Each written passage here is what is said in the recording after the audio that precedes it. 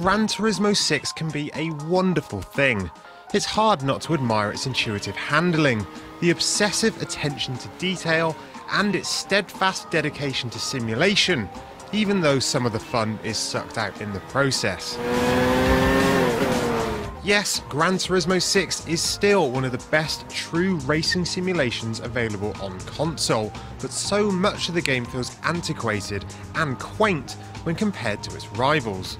Everything that's good about Gran Turismo is here, and so too, unfortunately, is the bad. It makes a promising start though, putting you in an exciting hot hatchback for the opening tutorial, but it quickly falls into the franchise's bad habits. The first hours of career mode are the typical dull slog of slow cars that have plagued GT since its inception. Progress is gated by mandatory license tests too, a backward step from the optional tests in GT5. Thankfully, the UI has at least been improved, so there's one less thing to get in the way of going fast. On the track, the game shines with the best driving physics on console. Updates to the suspension and tyre models seem subtle at first, but add up to staggering improvements in the feel of rubber meeting the road.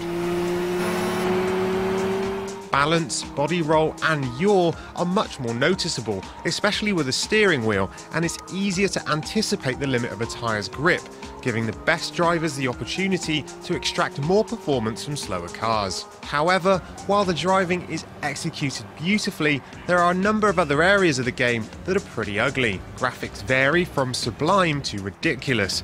Most of the car models are a love letter to real automotive designs, but the circuits leave a lot to be desired. Cardboard fans, low poly trees, and murky textures come as standard. The premium versus standard cars debate from GT5 rages on as well, with some cars looking noticeably less detailed than others.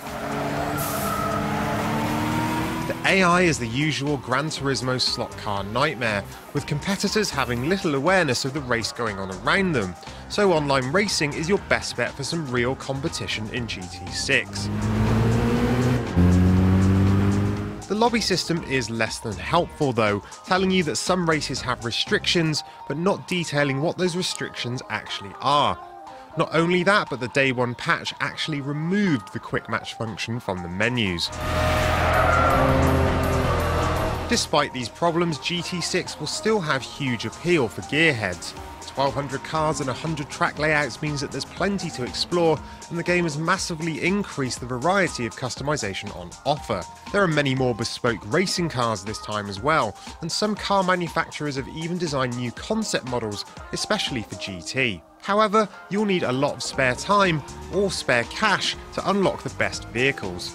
Career races don't have big credit payouts, and the seasonal events, once the way to make cash quickly, have had their prize money massively reduced since GT5. Sadly, Sony and Polyphony's solution to the notorious GT grind is microtransactions. If you want the game's most expensive 20 million credit cars, you're looking at hours and hours of grinding, or spending over $100 of real cash. Spending money is entirely optional, and you have to actively go looking for the store to do so, but choosing to add microtransactions rather than address the grind makes a bad impression. Happily, the game's most unique and bizarre content isn't going to cost you. Special events return from GT5 and offer some fantastic treats like competing at the famous British Motorsport Festival, the Goodwood Festival of Speed. You can also drive on the moon. No, we don't get that one either. It's the little details that make Gran Turismo 6 so incredibly dated compared to its rivals. Yes, it's nice to have that attention to detail poured into the physics simulation itself, but when the likes of Forza are heaping on the features, it's hard not to feel shortchanged by GT6's lack of vision. Maybe we'll see the makeover the series sorely needs when it inevitably hits the PS4. But until then, Gran Turismo 6 remains a fantastic simulation. It's just not a great game.